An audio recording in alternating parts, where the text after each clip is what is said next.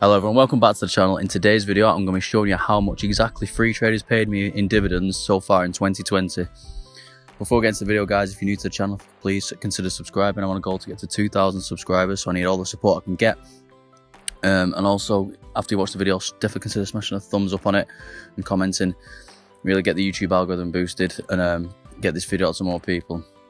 I'm just going to sort of try a little something here, guys. If you comment on the video, in my next video, I'm gonna pick 2 channels and give them a shout out, and also link the channel in the description below all the comments. So yeah, if you consider commenting, you could be in it with a chance of that. So anyway, guys, so usually I do my monthly reports on how much Freetrade has paid me in dividends, but with July not being the greatest of months for receiving dividends, I thought I'd just have a quick overview. It's been 6 or 7 months into the year, so I'm just going to show so far how much Freetrade has actually paid me in dividends. So I'm going to scroll all the way back to January and just go through all of them with you, and then also at the end just show you the overview month by month broken down. So we'll go into the activity tab now on Freetrade, and we'll scroll all the way back to January 2020. So my first dividend was from Walmart of 34 pence on the 2nd of January, and then I received a dividend on the 7th of January from PepsiCo. Obviously not a bad little dividend there of 62 pence. And for that was pretty much it for January. It wasn't the best start to the year, but it did improve after. Oh, sorry, another one for National Grid, which is the utilities company. That was for 49 pence on the 15th of January. So 3 dividends received that month, and then obviously it wasn't the best start. But now the next 2 months are a bit better, so I'll have a look into February now. So on the 3rd of February, I received 2 dividends, one from Verizon for £3.21, and then one for AT&T and £4.7. So already with those 2 dividends, I've more than smashed the total amount from the month before, which is obviously a good start. Obviously, 2 telecommunications companies generally do pay on the same day all the time. So, and then I also received one of US corporate bond on the 5th of February. That was for 30 pence. BA Tobacco on the same day paid me £1.01 tobacco company. Obviously not the most ethical companies to invest in, but they usually pay quite handsome dividend yields. Then I next received a dividend from Vodafone. That was on the 7th of February, 2 days later, for 53 pence. So the dividends quite tightened up this month so far, guys. Received a lot early on in the first half of the month of Feb. And then I didn't receive one for around 7 days, but my next one was from Colgate. They paid me £1.40. And again, also on the 14th of February, I got my biggest dividend of the month, which was from AbbVie, who paid me £4.60. AbbVie, obviously a big pharmaceutical company. And again, on the 14th of Feb, I received a 43 pence dividend from Oriental Income. So again, my next dividend was not for a few more days, which was from Starbucks for £1.07. Obviously, everyone loves a Starbucks. I love a Starbucks, but isn't it much better investing your money into them rather than buying coffees all the time? So yeah, they pay me £1.07. And then my next dividend, did I have any more that month? Let's just keep having a look. Busy month, February. Nope, that was it for February. So I received a lot more dividends that month. We'll get into the end how much each month actually paid. So head on into March now. So on the 2nd of March, I received 2 dividends for 33 pence from Wells Fargo, and then 21 pence dividend from Intel. Oh, and also I received one from Ford. I think this was the last time Ford paid me a dividend. Obviously, a lot of companies cut, so stopped paying dividends out. £3.18 from Ford, 21 pence from Intel, and 33 pence from Wells Fargo, all on the 2nd of March. I had to wait 2 more days for my next dividend, which was from US corporate bond, which was for 19 pence. So then I had to again wait till the 6th of March, 98 pence for Pfizer.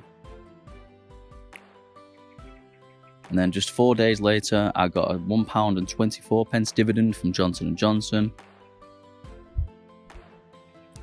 2 days after that, Microsoft dividend, which was for 69 pence. So again, this month looking really well compared to January. So if I scroll up again, I had to wait a bit more time, around about 10 days for my next dividend, which was for Shell on the 23rd of March, which was for £2.91, the oil and gas company. And again, as you can see there, 27th of March, I received another oil and gas company dividend, which was from BP for £1.95. Then again, another dividend received from PepsiCo, which was for 65p this time on the 31st of March. And then I thought my dividends were out, and I received a nice little notification saying that Imperial Brands had paid me out £4.32, which ends the month of March. And in general, this is where things started to go a little bit downhill in the portfolio, guys. After this, my portfolio was at an all-time high, receiving good amount of dividends, and then obviously, you know what kicked in. So I'll head on into April. So April wasn't the best of months. I received a £1.95 dividend from Coca-Cola on the very first of the month, and then a 37p dividend from Walmart 5 days later. And then I also received on the 8th of April a 23p dividend, which was from S&P 500. And that was pretty much it for April 2020. Not a great month. Back to how, so it sort of follows suit. So January, usually a bad month. Then 2 months after that, usually it goes back to being not the bestest of months for me. So head on into May, and again, we're receiving those dividends again from Verizon and AT&T on the 1st of May. So I received a £3.36 dividend, and then a £4.26 dividend from the two telecommunications company, which also got reinvested straight back into the portfolios. Freetrade introduced fractional shares, so you could reinvest your own dividends. So that was a really great feature to add. I received a 62p dividend, which was from Oriental Income on the 7th of May. And then 7 days later, BA Tobacco paid me £1.05.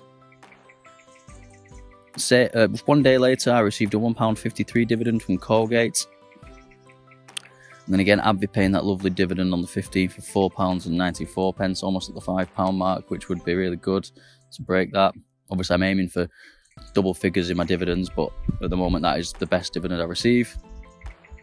And then I had to wait another good few days. That was my next dividend from Starbucks, which was for £1.12. And then my final dividends was from Greencoat UK on the 29th of May, which was just for 3p. So now we're heading over into June. That's May done with. So again, 2 dividends on the same day was from Walmart and Wells Fargo for 34 and 36p respectively. And then also a 22p dividend from Intel. I had to wait 4 days for my dividend from Pfizer, which was for £1.01 on the 5th of June. And then Johnson & Johnson paid me handsomely enough, £1.37 on the 9th. And then Microsoft paid just a few days later, which was on the 11th of June, which was for 68p. And BP also paid 8 days after that dividend, which was £2.66. Royal Dutch Shell also paid. 2 oil and gas companies usually pay quite close together, which was £1.14. Then the S&P 500 paid me 15p, which was on the 24th of June, just 2 days later. And PepsiCo and Imperial Brands on the last of the month. Imperial Brands, as you can see, the dividend was cut quite heavily from the previous time they paid, which was due to obviously a lot of companies cutting dividends with this unstable times at the moment in the stock market. So as you can see, I went from a £4.31 dividend from them to a £1.45. So a really big cut, but at least they are still paying that dividend.